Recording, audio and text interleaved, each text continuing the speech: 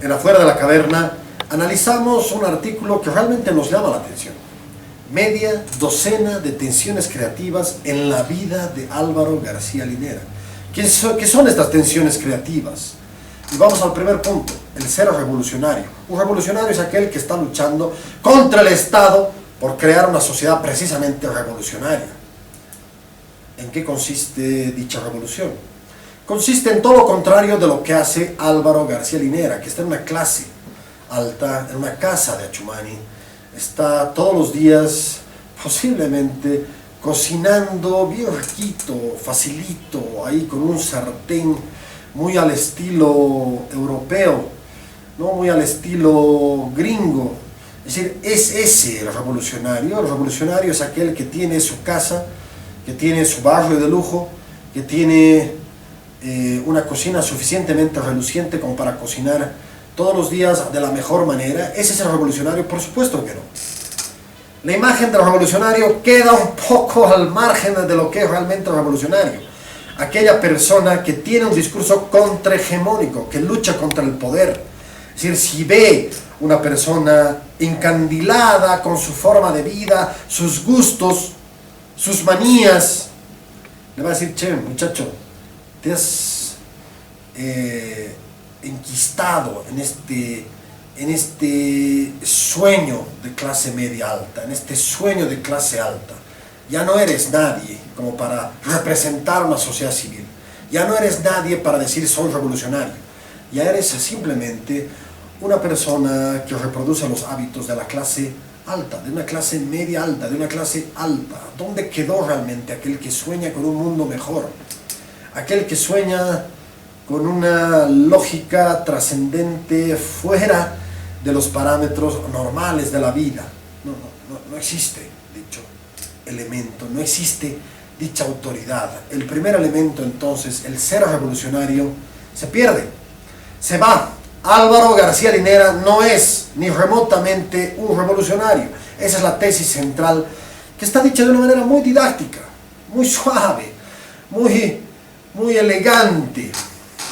Vamos a la segunda parte. El marxista. ¿Es García Linera un marxista? Entendiendo por marxismo aquel que defiende precisamente todos estos, no solamente libros, por ejemplo, de Zizek, por ejemplo, de Toni Negri, por ejemplo, de Manuel Castells, por ejemplo, de Juan Pablo Iglesias, que defiende, que lee a estos autores marxistas. No solamente esto, sino que realmente es marxista en un sentido estricto del término. ¿Defiende qué? ¿Defiende la alianza de clases? No. ¿Defiende la posibilidad de que una clase se empodere, se adueñe del Estado y termine siendo la clase hegemónica? Claro, esto es marxismo. Esta es la lógica del marxismo. Esto es precisamente el proletariado como el epicentro de lo que va a ser una nueva realidad. Una nueva, en este caso Bolivia, ¿no? Una nueva Bolivia. En este caso hemos observado que el autor se queda en los marxistas clásicos, pero no aborda claramente al marxismo, desde la óptica marxista, es decir, apelando a lo que son los intereses básicos, mínimos de este marco teórico general, es decir, haciendo alusión precisamente a alianzas sólidas entre clases. Cuando vemos, por ejemplo, una clase media cooperativista destruyendo lo que puede ser la mina, lo que puede ser la integridad de la mina, un sector cooperativista que no está a favor de los mineros medianos, que no está a favor, por ejemplo, de los mineros proletarios, y no está a favor de su sector, cooperativistas mineros, y como sea, que tiene que lucrar como sea, o los cocaleros que, bueno, pues incendian la selva, se entran a la Chiquitanía, se entran a los cocales de Cochabamba y producen al margen de lo que puede ser incluso la consideración ética, lo que pueden ser las leyes, lo que pueden ser los códigos morales implícitos, para que esa plata de los cocales vaya siendo útil, qué sé yo, a otros sectores proletarios. ¿Esto es así? Por supuesto que no.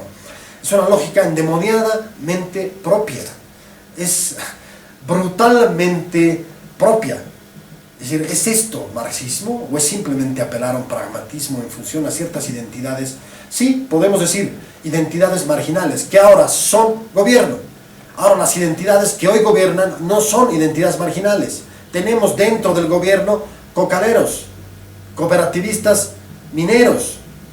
Esos son parte del gobierno. Tenemos una CSUD-CB que es parte del gobierno como colonizadores, rescatando tierras que no van a ser tierra de nadie, son tierras de ellos. Es decir, son nuevos sectores ricos que dejan por afuera a mujeres jefas de hogar, a jóvenes periurbanos, pueblos indígenas en peligro de extinción.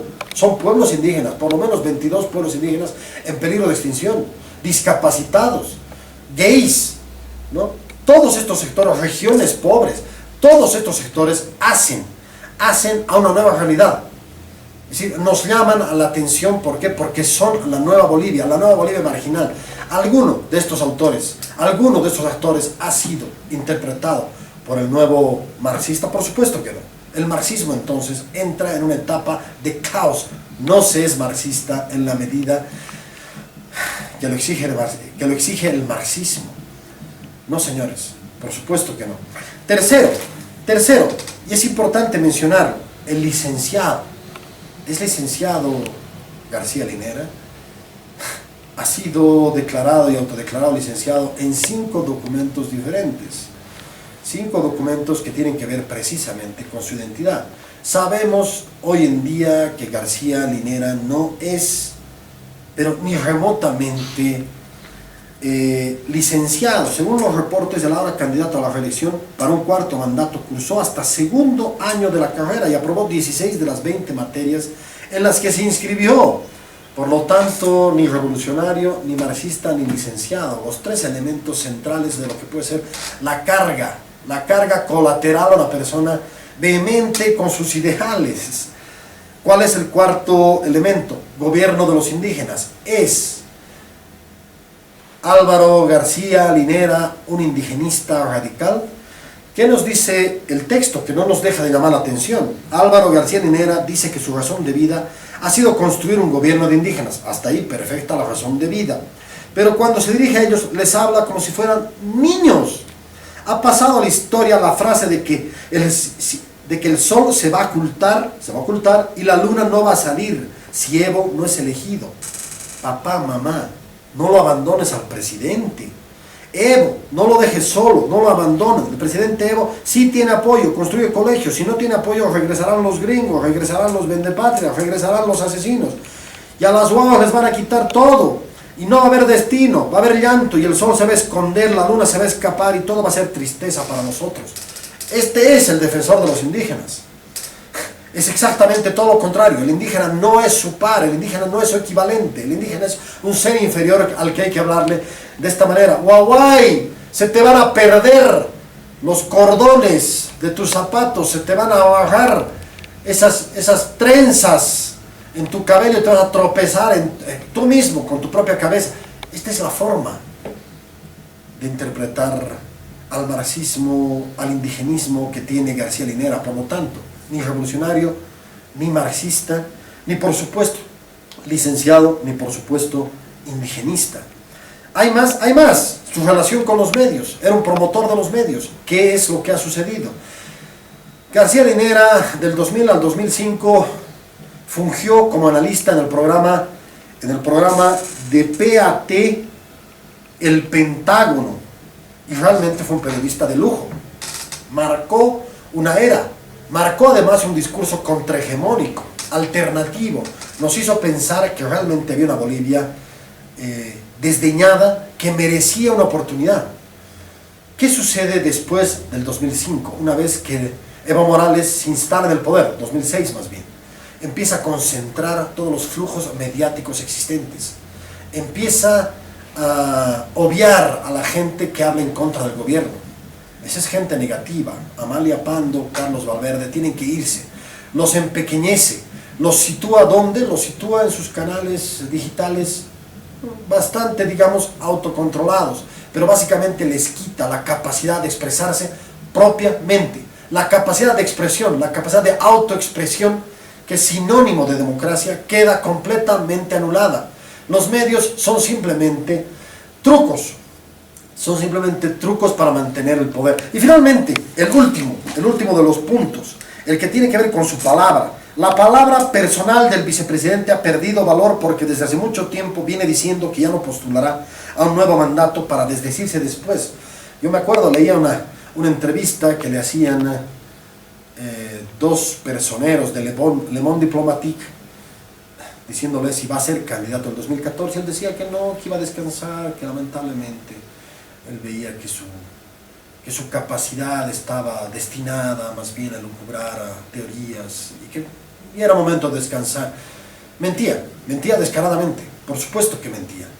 Su palabra siempre estaba empeñada en una cosa, en mantenerse en el poder, en mantener esto que viene siendo una actitud de codicia, una actitud de permanencia en el poder que permanece casi inalterable, no como un código secreto para modificar a la sociedad civil, para hacerla surgir, para darle realmente un enrostramiento particular positivo. No, señores, simplemente la sociedad como un vehículo para que los elijan. Termina siendo la sociedad civil el vehículo para elegir a estos 5, 6, 7, 10 grandes líderes a lo sumo. García Linera, Carlos Romero, Héctor Arce. Es decir, no es más que una pequeña camada de líderes. ¿Cuántos de los diputados hoy en día favorecen un proceso de democratización sólido? Señores, de 187 leyes en 2016, 186 provenían del Poder Ejecutivo, provenían de la Plaza Murillo, provenían de la casa, seguramente, de García Linera. No hay entonces esa palabra en un sentido estricto del término, una palabra enquistada en la democracia. Por lo tanto, ¿qué tenemos? Tenemos una autoridad que claramente no es revolucionaria, no es marxista, no tiene palabra, no es licenciado, no es indigenista y por supuesto no es el promotor de los medios como muchas veces se ha manifestado, no es nada de lo que dice ser. No es revolucionario, no, para nada. No es indigenista, no es promotor de los medios. ¿Qué es entonces García Linera? García Linera es claramente uno de los políticos seguramente más astutos de los últimos 10, 15, 20 años, pero una astucia que gobierna para sí misma, una astucia que sirve ¿para qué? Para consolidar este poder inmediato de llegar al poder, este poder inmediato de llegar al poder. Este es García Linera. De una manera muy sutil lo expresan en página 7, de una manera muy calmada lo expresan en página 7, pero deja traslucir el García Linera que tenemos enfrente. Un mentiroso, un aprovechador, un oportunista. Eso es lo que tenemos enfrente. Más allá de los discursos proindigenistas, revolucionarios, con mucha gente hablando bien de él, ¿no? Invitando además a políticos e intelectuales de mucho peso en sus propios países, Buenaventura dos Santos, por ejemplo, que terminan siendo simplemente ratificadores de lo que ya sabemos. García Linera es quien es. García Linera es seguramente el mayor impostor que tenemos en los últimos 20 años de política.